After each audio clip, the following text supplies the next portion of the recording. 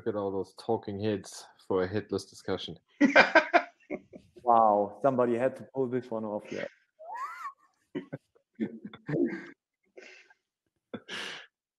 Okay, is Uncle Cheese still around? Well, it's here. Let's give him a couple more minutes. Yep. Okay. Ingo Lars is acknowledging that you're looking quite awake. yeah, it's just turned midnight here. Okay. But it's fine. Don't have to get up early tomorrow. Good thing. So how many people were at your meetup? Yeah, that I was about to ask that. I'm going to stop asking questions. I'm sorry. No. Keep it up. Probably 20, I would say. So it wasn't as full as usual. We were discussing why that was. Like, I think there's still a lot of people working from home, even though you don't have to in ECM. It's pretty, like, we're down to level 1 here. But it's just, I think the friction of coming into town is just a bit higher now. Probably. Okay. There he is again. Hi there. Hey. Good to have you back. Yeah, good to be here. Yeah, so this topic is about Headless, Silverstripe and Headless. So what have been your experiences with going headless? Who wants to start? Who dares to start? Well, I think the two main experts are Aaron and Ingo, because Aaron already told us that we are looking here at the A&D team, or what was the title? Yeah, that's correct. Okay.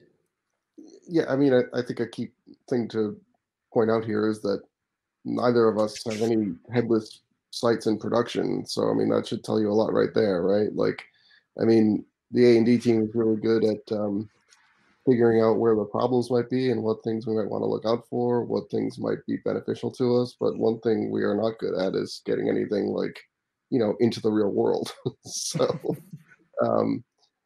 I don't know if I'm the best person to talk about like what my experience is, producing a headless site. I think we'll get there at some point, but much more, privy to what some of the hazards are and what the questions we need to be asking are.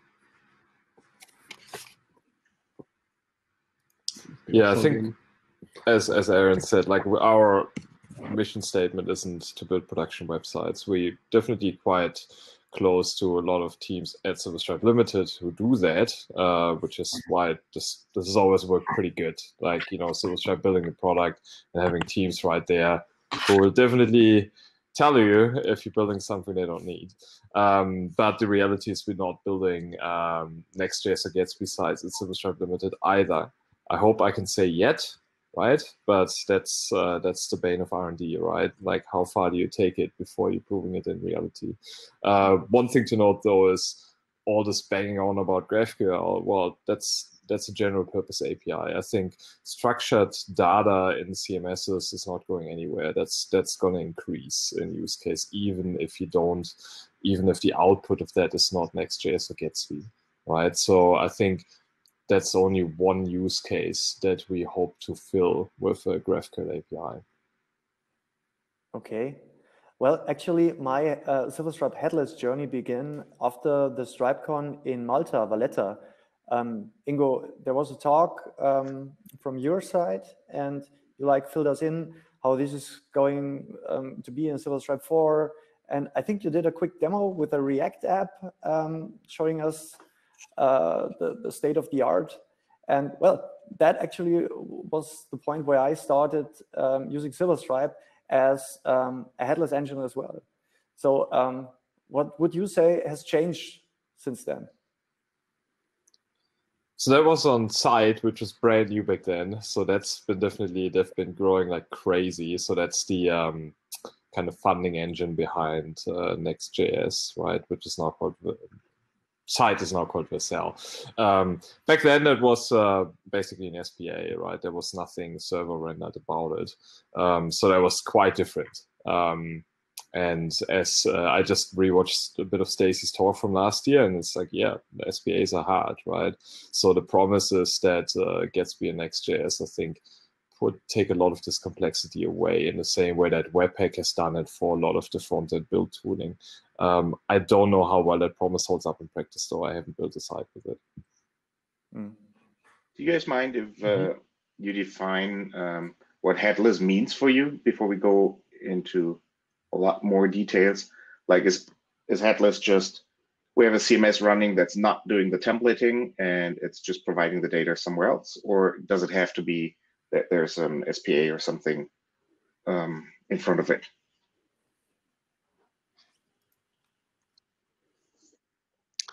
Doesn't necessarily imply an SPA. I mean, if Gatsby, for instance, stopped at just rendering HTML and exporting that somewhere, and there was no React layer, happening in the browser, it's still considered headless because the CMS has no authority over where that site is going or how it's built or anything. All it's doing is providing data. So, I would, SPA is definitely a big part of headless. I think we tend to couple those things, but doesn't necessarily have to be. You can build a headless site using like Jekyll or whatever static site generator you want. It's still considered headless. And I think one of the. So, I think there's probably. Just a word about decoupled versus headless. That's, I think, the eternally confusing term, right? So. Headless, I don't know if there's a dictionary definition of it, but my understanding is you author content without knowing where that content will end up, right? So it's actually, that might end up on a 10-meter ad banner in Times Square for all you know, right? Decoupled is, I think, what lots of people are talking here, which is you have an API abstraction layer between the CMS and your front end, but there's still a one-to-one relationship between those. It's not like your authors look at preview, they know where it's going to end up. I think that headless use case, unless you're like the New York Times or something, it's quite fringe. I have not seen any customer demand for that. There is definitely some APIs where it's like, yeah, sure, we want to future-proof our site, give us the structured data, and we figure out how to use it later. But this whole the content authors just write some stuff and don't know where it ends up, I think that's quite theoretical. Mm-hmm. Interesting. Yeah, that's a pretty new definition to me, and it does seem quite fringe.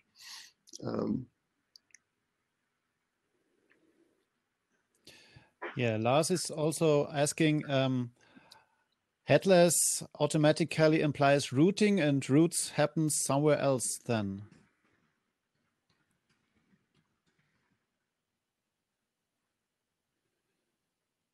I'm not sure if I get that. Yeah. So going back to the thing saying that we have the CMS, or let's say just model admin, it doesn't have to be CMS, where you in some way administer data and like product feeds or whatever, and you push them through an API to a website. This would be something that you consider as a headless setup, or it doesn't have to be a website. It could be something else in front of it. Yeah, I don't think anyone has to get too hung up on this term. It's just, I guess it's more important when other people come to you with a problem statement that involves headless to be clear what they actually want, right? Mm-hmm. Most of the time, I would call it decoupled, but in the end, it really depends what the requirements are. Yeah. Well, for us, it was the case that we often used the stack where the whole Silverstripe part was kind of the read database. If you think in a CQRS pattern, then we had Silverstripe being invisible to the end users, but just to the team hacking in the data. And that is being put to a structured database like MySQL or something like that and to a document-based database in document format, where it is being pulled from another API, like a Node.js API, which is easier to have multiple instances from to enhance performance and stuff like that. So that was always for me a little bit of a headless approach, having a write and a read database and having Silverstripe as the maintenance backend. Would you say that that's a fair pattern when it comes to those terms, headless, content first, stuff like that? Yeah, I think what we come up is just the imbalance between running a LAMP environment with a CMS and the requirements of modern websites that we get, both in terms of interactivity, scalability, and security, right? Like you can run some reasonably sized sites and you can scale them up pretty well when you do HTTP caching on top of a Silverstripe site, but there are limits to it, right? You have quite a bit of feature surface to expose in terms of security, so it doesn't always work for us. So decoupling that in the way that you described, where you have like a document database, like you're actually just pushing or syncing Silverstripe content somewhere else, and then it's really just another data source. You can slap Node or Golang or whatever on top of that. I think that holds some promise. There is a bit of vendor lock-in with Silverstripe database schema, right? It's not that easy to query unless you're using the Silverstripe ORM, you know, can view and things like that. You kind of have to, you're tied with your SQL layer to a PHP ORM. And that is what Sam was talking about with allowing you to take the ORM at least out. Because the reality is, you know, that there's like, we move at the pace of a couple of people doing and maintaining quite a large open source ecosystem. And if you look at all the shiny toys that are out there in the React space, Storybook, all of that stuff, right? We can't keep up with that with SS Viewer and other tools. So I think we want to focus on the bits that we're good at, which is CMS, and then the bits that we need, which is things like your ORM. You mentioned security. That's one of the things that in the tries I made in setting up some kinds of headless setups, I always want to use all the features that I'm used to from Silverstripe. And one of them is being able to just add features to the member object and use all the built-in security features from Silverstripe. And then you end up somehow piping these to your front end to use them for personalization or that stuff. So when you say you're thinking about picking or giving Silverstripe a new role in these headless setups where you have like the database and so on, do you see the security part as one of those roles, or is that something that should end up somewhere else? Security as in permission management. Yes, yeah. Right. Well, the moment you tie any request patterns to a Silverstripe LAMP server, you are bound to that throughput. You're bound to the throughput of a relational database, of an Apache or Nginx worker model, right? So that is okay for many cases, but we deal with scales, and I'm sure some of you do as well, where that's hitting the limits, right? Where you need something that's a little bit more elastic in terms of the database persistence, you know, things like DynamoDB, Lambdas. And then when you tie your permission checks, so the can't, like, if anything in the stack needs to run can't view, well, you're going to run a PHP stack, right? Is that what you want? Like, so most of the cases it's fine, but it limits the scalability of a solution like that.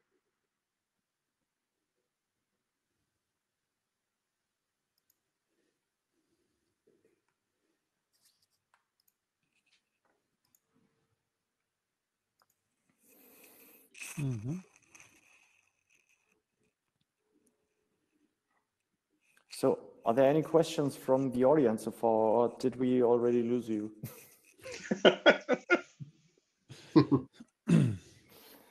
Did anyone address Andreas' question? He was like thinking of classic websites, not apps. At which point size or traffic perhaps makes headless sense to you guys? So is it... I guess it depends on what you're trying to accomplish with headless. I mean, is this just something that you want to do as a preferred design pattern? Is it something where you just feel like that that paradigm is suitable for you as a developer to maintain, or just a personal preference, or is it like are you choosing it as an option for scalability and performance, and or is it a question of like, how will this content be used in the future? Like, there's a lot of reasons why you would choose it. Does it make sense for a blog that's getting 50 unique page views a day? Probably not, because you're going to put a lot of resources into building that you can get very easily out of the box with most CMSs. So, I guess it depends on what your needs are. Like, I think there's a built-in assumption there that like headless is a solution for a scalability problem, or like once a website reaches a certain size, like, okay, now we're at the breaking point. And I don't know that, I don't understand it that to be the case. I think that is a case, but it's not like, the only thing. Like, Yeah, I'm there with might be you a on lot of that. reasons. I don't think that it's so much a matter of scaling. So as you just said, if a website hits a certain traffic limit, it's not the logical thing to say, okay, now we need to go headless to fulfill that. So that shouldn't be the case. I was thinking more something like if you have more than one client using the data. So if you have a website where you just want to render the pages and you have an extra mobile app where you want the data in a structured way, then it's maybe a good thing to have it from a headless backend so that you can use the data in any way you want, not only being processed by a template engine. So. Yeah, I also did a smaller site where I tried Gatsby, mainly because it was hyped very much, and I was thinking it was giving me a more modern front end out of the box with all this good stuff I would otherwise have to plug together manually. And for me, I feel myself more as a backend guy, so I thought this would be a nice feature complete set. But yes, combining this with the Silverstripe ORM with all these pages and relations and so on, it was pretty tricky.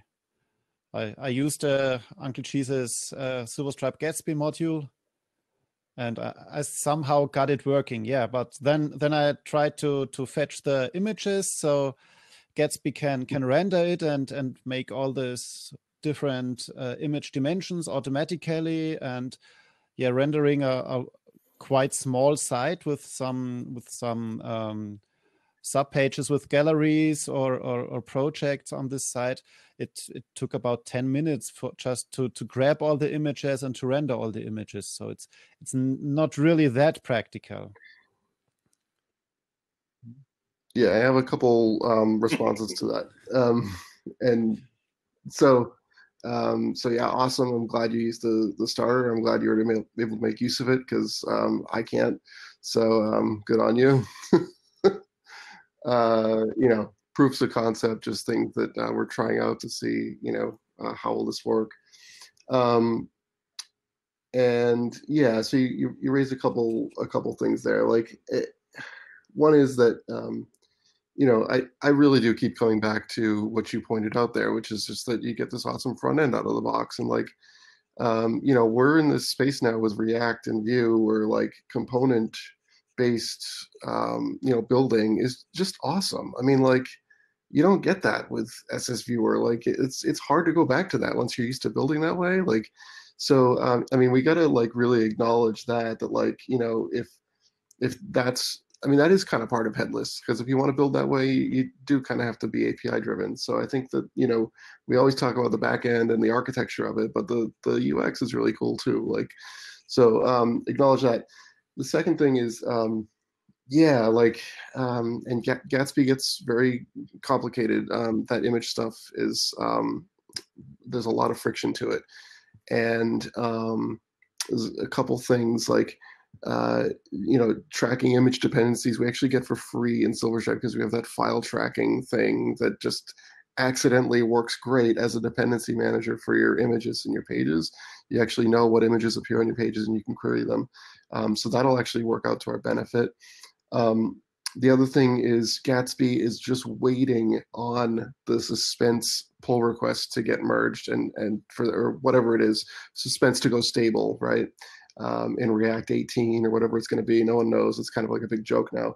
But when that happens, it's going to change the image stuff a lot because, and I don't want to get too technical into Gatsby here, but like once you have suspense, you can actually write those images in a way that is much more sensible because like you don't have to query for them. That can actually just be done lazily. So that will change, but I think you're right that it is it's very cumbersome at the moment, especially if you're doing something small. So I'm not sure I would recommend it for a small site. I think you have to have interests that go beyond. You have to be looking at solving some real problems. Something that's, I think, so fundamental difference between Gatsby and Next.js is Gatsby static files, right? You can do incremental builds, but in the end, what you get is a bunch of HTML files and assets that you can chuck on S3 or whatever. Next.js is a node server that also keeps some static files pre-generated behind the scenes, but you can also generate things on the fly, and it's actually just an Express server underneath, so you can run dynamic API routes, but you are now hosting a LAMP environment for PHP, for Silverstripe, and you're also hosting a node environment, or if you're using Vercel, then you pay for that hosting. So there's definitely a lot of moving parts, but I think what Aaron rightfully pointed out is like, I see that whole, instead of a database query to SS Viewer, packaging it all up in GraphQL, pumping it all as JSON and putting it back together on the other side. That's more of a necessary evil to actually be able to use all this modern stack, right? To use component-based React and all this nice stuff that comes with it, rather than SS Viewer. If you think that's overkill and that is not up your alley, you're probably going to struggle with the other parts, right? So you're paying for those additional moving parts somewhere. Yeah. A year ago, someone called me for a really cheap website for a very little shop, and yes, I was actually discussing with Julian about it a little bit, what he would do, and I thought just some static markdown files with Gatsby, that would be a pretty fast project. And Julian also supposed later on one could extend this Gatsby project to and just plug a decent CMS to it. So with this, you can also start small with some static files, and then you just plug another source to this to some Gatsby project. Yeah, well, as Aaron pointed out earlier, we've done a lot, when it comes to web development with our CMSs and frameworks and all that stuff. And the most solid thing you can do is just deliver an HTML file with CSS and JavaScript that is being rendered in your browser, and then you're done. And if this is sitting around statically in some server location or being delivered via Netlify, you're good to go when it comes to performance and security and all that stuff. And I remember that discussion, Werner, when you're really starting off really small, you can have some static thing to start with. And as the project grows, there's still a chance to plug a CMS behind that and don't have the files statically lying around anywhere. So if you're going with a tool like Gatsby, you might end up having the data in static files at the beginning, in YAML files, in JSON files, or something like that. And if you encounter the customer has a need to maintain the data by himself, you can still exchange the static database files with your CMS with a GraphQL layer. So this is what I really like about that whole headless and Jamstack approach. So yeah, but this is then definitely like I think it was Lars who said it's routing happens somewhere else, right? So your CMS has nothing to do with the decision anymore. How URLs and everything like that looks. If you say it's just it could be a markdown file, or it could be a Silver Stripe installation, or it could be a database or something. It's just responsible for the actual content then. Yeah, sure, exactly. Yeah. Exactly, but for some cases, you probably want exactly that. Yeah. We had a prototype project like 2 or 1 year ago, I can't remember, where we asked ourselves if we could build an entire TV programming guide in AMP. Because basically you can have an AMP website that doesn't have a plain HTML alternative, because every modern browser can render AMP. And we couldn't decide on the front-end technology to use in this prototype. So the reason why we went headless is not because we wanted to change the backend. It's because we couldn't make up our mind what would sit in front of it. And that way we could try out static rendering with, there was some version of Next.js that could do static AMP rendering and so on. And that was really nice because we could keep iterating the backend that stored the data in the prototype. And on the other hand, have the front end just mess around with different ideas and just, just take one, say, nah, that doesn't look nice. Take the next one and say, oh, that can do this and this, which doesn't have anything to do with production later on. It was just a nice way to find out how to prototype technologies. Yeah, exactly. That's the big plus of the whole decoupled thing. And it works in both ways. So you can keep the back end and play around with the front end, or you can keep the front end and plug in other back ends there. So this is very cool for experiments like you've just described. Yeah, and it's like that whole Jamstack approach is a little bit more plug and play, right? Like you start out with your static views, and then you add dynamic things as required, right? And that can even be, like something like a GraphQL powered Silver Stripe being rendered out in Gatsby, and then you also use the Silver Stripe server dynamically to make other parts, maybe like an authenticated feature that directly talks to the Silver Stripe server. But maybe you don't want that because it's too slow, or you're worried about the security surface, and you're doing that with I don't know, AWS Amplify or something, right? Like it's much more. I mean, there's no reason you can't do that with any standard Silver Stripe either. It's just a bit of a shift to think of your website as like a loosely coupled components as opposed to this giant monolith where the CMS automatically also needs to render everything, right?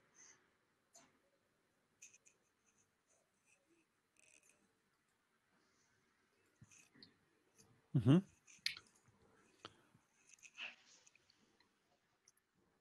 I would just like to point out, this is a slight change of topic, but getting back to what is the use case. I think know your client. Start with the client, because I had this grand plan. I always use my wife's website as a laboratory, and I don't know if anyone else is like that, or web developers, and it's just kind of a hazard of being married to one. But she's got a blog and she wanted it redone, and I thought, well, I'll just do Gatsby and she'll be so happy because it'll be fast and it'll be like SEO friendly and it'll get a great Lighthouse score, right? And like she's working in WordPress, and she hates the fucking thing. Like every time she publishes a blog, she has to ring me because it takes 4 minutes to build, and and obviously there's probably things I could figure out and make it better and everything, but I did some cool shit, but at the end of the day, it's just you have a client who just wants to put up a blog, and if it takes 200 extra milliseconds for the blog to render, that's not on their mind, so I think this is going to be a really interesting area to navigate, this thing with previews and this thing with builds, because how do we as developers set those expectations, and how do you what does it mean for how do you tell the sales team and the the project managers who are what the people are going to be training the clients on the CMS. Like, how do you manage these expectations and explain what the value is? Because like, you know, I'm working on a really small scale here. It's like, how do I explain to her that, like, no, what you have is awesome, and then you get back, well, it takes 4 minutes to deploy. How is it awesome? This sucks. Like, you know, like, we're kind of in a tough spot there because, you know, I know there's value. I just don't know how to explain it. Most of us should have experience in that, because our customers used to ask, why should I use Silverstripe instead of WordPress? And you try to explain to them that structured data is something valuable. And it's really hard to convince someone that's writing a blog or something why that's useful. So I think this is just the ongoing saga of that there's an easy tool that satisfies their needs right away, and you need to explain to them or convey the message of long-term viability. Now, I don't know if your setup is long-term viable. I don't know how many EC2 instances you boot up for one article of your wife's blog, but it's for a bigger setup or a company, I think this is something where you can explain to them, like, you have a lot smaller vector of attack and all these things and scalability. And I guess that's our job to transmit this message then. The flip side of scalability is also hosting cost, right? I mean, it's one thing to say, well, if you've got a CMS server sitting there anyway, it needs to have a certain size, might as well also host a website. But we have lots of customers where the CMS capacity like is minuscule compared to the web server load. We have sites that have 98% cache hit ratios, and those 2%, if you get them wrong and all of a sudden it's 3%, the servers go down in flames, right? So there is definitely something attractive to us to be able to say, it's just static files. Sure, you still need to pay for those builds, but afterwards, you know, if all of a sudden you get 10 times the traffic you normally have in a day, it's no big deal, and it doesn't drive your hosting cost up either. So I think there's some value in that as well. That clients appreciate. So cheaper hosting, but also a bit more predictable pricing and less downtime, because, you know, like, LAMP stacks are fragile. Silverstripe's not the only one like that. And you could deploy lots of it in edge nodes of a CDN or something. So, I mean, but we're talking about problems for big websites. I mean, this is not what the typical wife blog problem hits, I think. Yeah, but it's still valid to say you should always know your audience, right? Because for us developers, it's sometimes hard to shut down technology blindness, because we have our tools that we know and love. And I think, Aaron, you mentioned that, putting the square peg in the round hole, because we try to stick to our tools for a lot of scenarios. And sometimes it's just, maybe it is the right tool, but the client may think differently. So this is always a toughie, even as an experienced developer and or business manager. Because I ran into a very similar situation that you've just described, Aaron. And the other thing is, you probably always have to interview your customer first very well, even as a developer. What are the key trade-offs for you? So is it performance? Is it maintainability?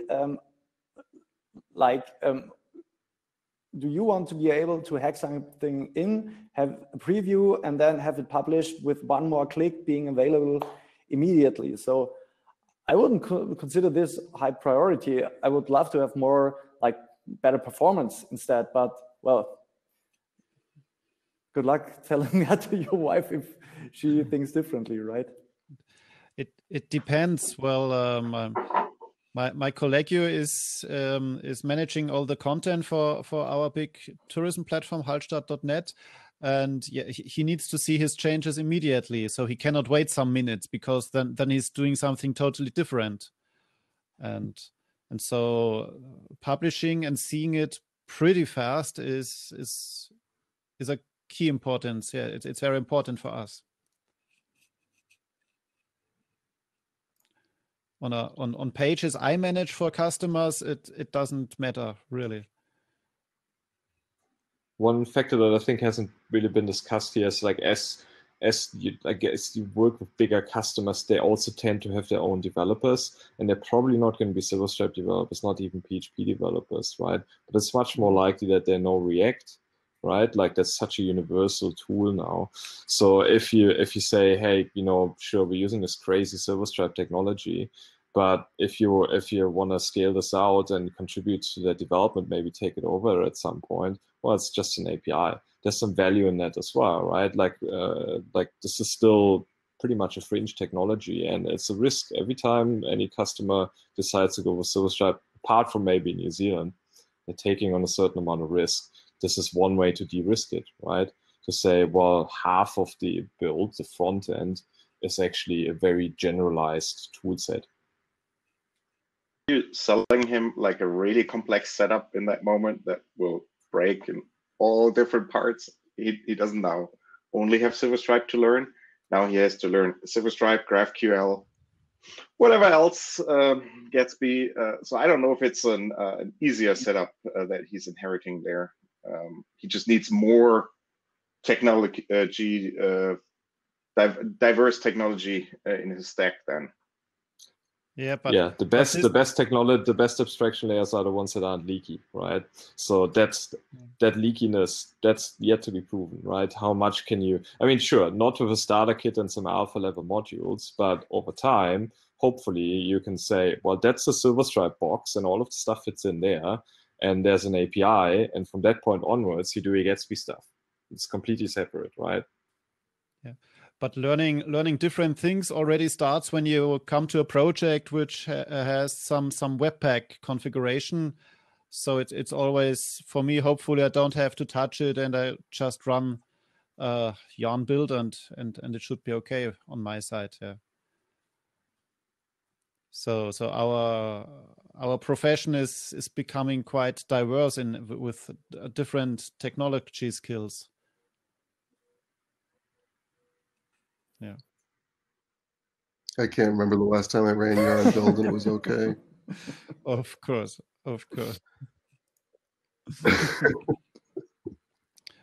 Yeah. And to Stacy's point, like, we build sites with view hydration as well. That is how most sites at Silverstripe Limited get built, right? That's the reality. It works. Put some HTTP caching on there, slap some CDNs on there, it works. So this is not to say that the entire future of that will be every Silverstripe site will be Next.js and Gatsby. It's just how much of an edge case is it? Is it 1% of all sites that use Silverstripe, or is it 10, or is it 20? Yes. Hydration means it also uses the same technology stack, like it gets data from somewhere, or it uses GraphQL, or how would you define hydration? It's the simplest way possible. You whatever data you need in a structured way, you inline into HTML elements, like as JSON, just serialized into it. That has its limits, but if everything you want to do is do some, I don't know, like some dynamic menu that has some React components in it, right? You just inline it into HTML, HTTP cache the crap out of it, works. Mm-hmm. Well, guys, during the break, I've created a poll here. I've had a lot of fun creating polls in Hopin. And the question was, I've seen it. how are you playing the headless and server-sided rendering game? And the top answer is, always wanted to try it out, never did. So what would you guys recommend where to start? If you're a newbie to that whole topic, what's the first thing you can probably check out? What would you say?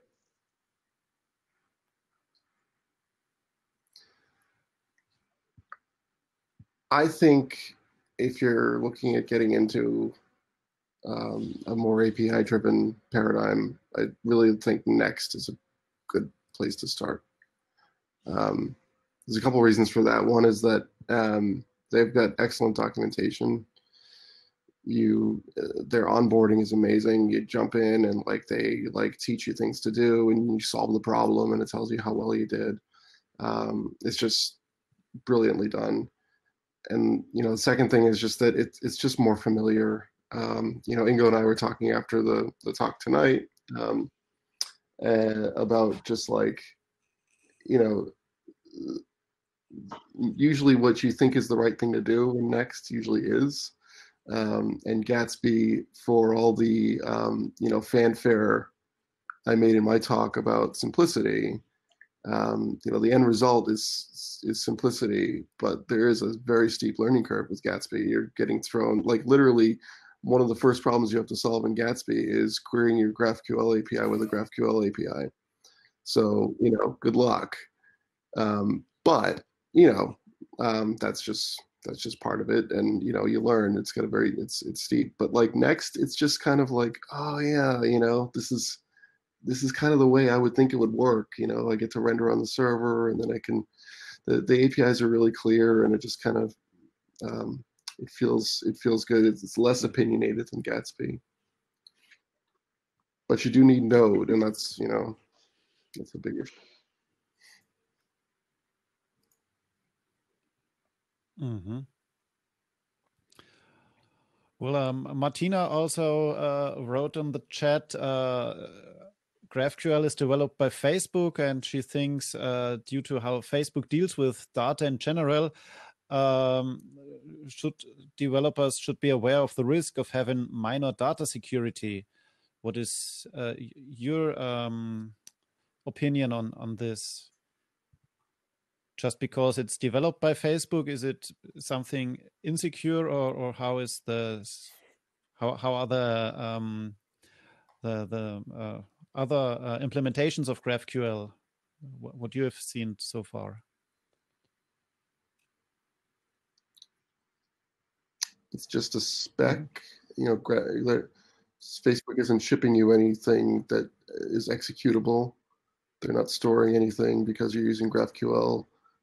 They came up with an idea, and people use the idea. It's like Hyperloop. It's got nothing to do with Elon Musk anymore. Well, there's actually working products out there with GraphQL.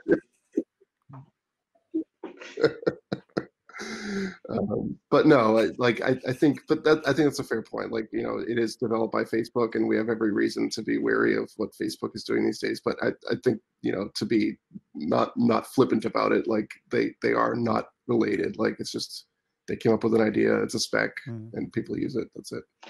For us, at my day job at Weststream, we do scrape a lot of websites from all the streaming providers. And we always get really happy if we find a headless setup that has like a GraphQL or some REST API that's filling a single page application or something, because it makes it a lot easier to just grab the data. And so that's on the other side, something that I always consider when we're building something is like, how easy do I want it to make someone else to grab my data? I mean, yeah, you can parse it out of an HTML file, but it just makes it so much easier if there's a nice JSON or something that delivers you all the information. So that's the only thing that I always see as a security. I mean, it's not really security because you can parse a normal site, but you just make it a lot easier to extract information out of a website, which might be relevant for someone with pricing data or some real-time information that's valuable. But doesn't have anything to do with Facebook as the company behind it. I mean, Netflix has its own technology called Falcor. I think it's similar, and it has the same problem. I can easily get to the data in a nice model. Well, you've just mentioned you're always happy if there's some kind of structured way where you can pull the data from either a GraphQL-based API or a REST API. When I first heard of GraphQL, I've read, blog headlines like REST is dead and GraphQL is here now.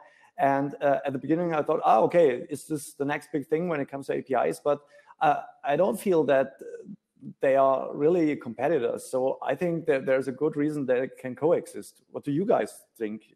Are you using REST anymore at all, or are you 100% GraphQL users now? Yeah, I think they coexist as well. GraphQL has been written by Facebook because Facebook builds complex apps, right? They have data requirements that you don't necessarily have if you just get like a plain list of latest blog posts that you want in JSON, right?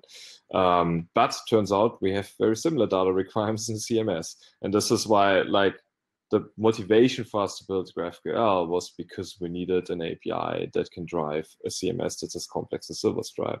That was our starting point, right? And we built that out from, okay, well, we simply don't have the capacity to also build out the perfect REST API module. So GraphQL would be our standard recommendation for other things as well, even though in some cases it's probably overkill, but it is the thing that sees a lot of attention by the core team. That's just the reality. I don't know what the current status is for this, but like 2 years ago when I looked into GraphQL a lot, caching was a big issue. And that's why we do meet REST APIs a lot in the web still, I think. For something like the CMS, you don't need caching. I mean, yeah, you do need caching, but a totally different way than you need for the for front end of a website or something. So I think for CMS, GraphQL is perfect. But I don't know if there's been like major advances in caching and putting it like on a CDN, the responses from GraphQL, but I don't know. Aaron, do you want to take that or?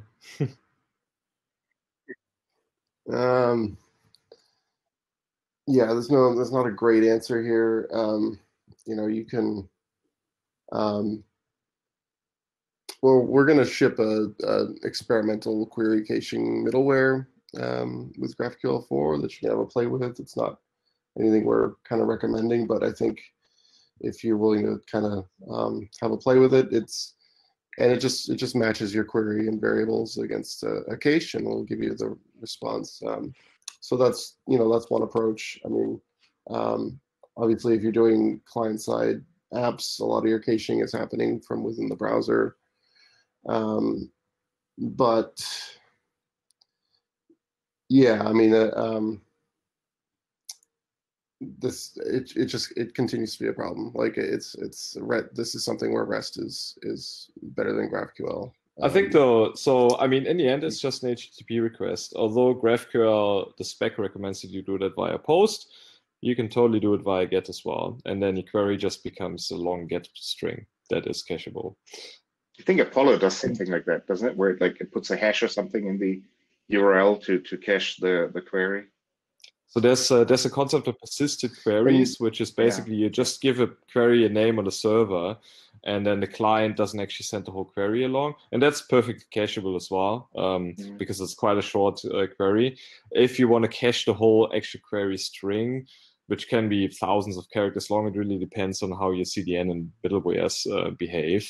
But it's not a fundamentally different problem to a caching of REST endpoints. It's just that there's a few more things to consider. Yeah, and in a REST endpoint, you probably cache smaller entities of data.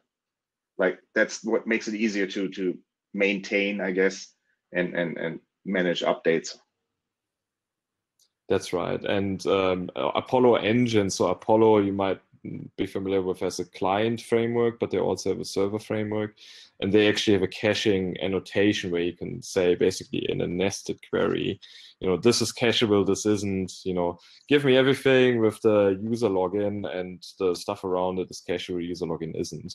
And it can be quite smart about that. So that's something we're keen to look into. But yeah, like on that level, because you're sending more data in the single request, that whole request is harder to cache.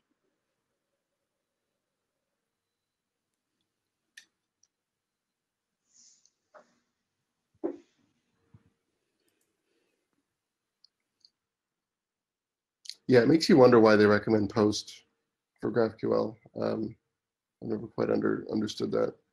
If it's just the length of the query or what, but it makes it harder to cache. Has anyone experimented with Cloudflare workers for caching? Because that's something I was keen to look into, with like basically a GraphQL caching proxy in Cloudflare workers. Yeah, we had a talk about this last year when we were in France. Oh, yeah. Yes, so I think Tim did a talk about it, and he also made some Silverstripe modules for this Cloudflare workers and Cloudflare caching at the leaf nodes. And he had one project about a Japanese tourist site, which was very fast. Yeah. Yeah, he basically misused the Cloudflare worker as a cache where he just published the page to, instead of using the Cloudflare CDN, the regular caching. Yeah. Yeah, he wrote stuff in this key value store, and this worked quite good. It also depends on your audience. So when you have a worldwide audience, like for tourist site, it's very easy that you are fast in the other countries. When you have a site that is just visited in New Zealand or inside Europe, so this worldwide caching is not that important. Yeah, but the other thing, the nice part you can do in an edge worker like Cloudflare's is you can update just a small part of the data. Like you can have a cache response and just fix some parts. Or what I found in a totally different project is you can fix stuff without fixing the backend system. So like sometimes it's easier to just put something in your edge nodes that manipulates your data than going back to the original system that's behind it and getting that changed, which is like a bad setup, but it's really useful for that. Guys, there's another question in the chat.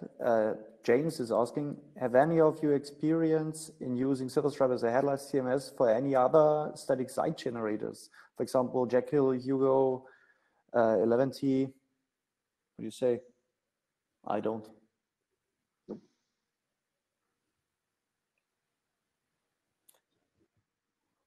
That's a no for me. Question also goes out to the whole audience, so feel free to answer in the chat. Would be interesting though.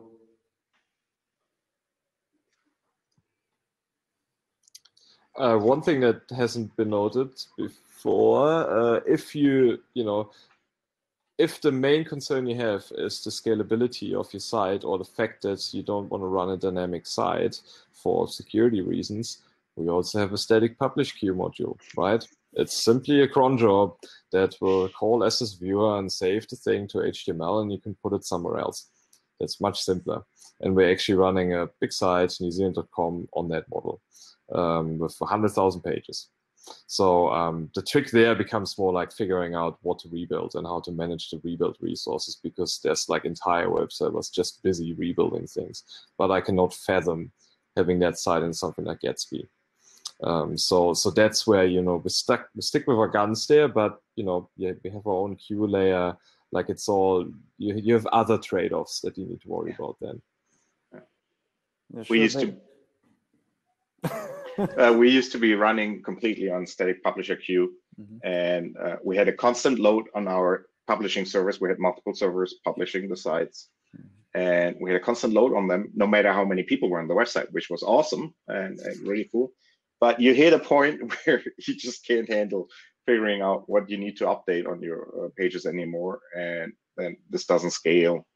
But before you hit that point, it's an awesome setup. I mean, it's quite old, but it works just perfectly. You tell Nginx to try files, and if it finds the file, it delivers it. And yeah, really, really nice setup. Really recommend it. So guys, time to wrap it up. In 5 minutes, Dirk is going to be starting his workshop. Oh. So any closing words from you guys, maybe? Johannes, you would like to start, maybe? No, I mean, I don't have much towards headless and so on. Maybe just to go one step further, I really fell in love with serverless framework last year and been playing around with that a lot. And there's some parts that you see in this headless setups here. And I'm busy trying to figure out how Silverstripe can play a role in my serverless setups, because I still want to play around with Silverstripe in them. But yeah, just this decoupling is where we're going. I mean, it's like making all microservices or whatever you want to call it, but like small systems that plug together somehow. And I see Silverstripe moving in that direction a lot lately. Okay.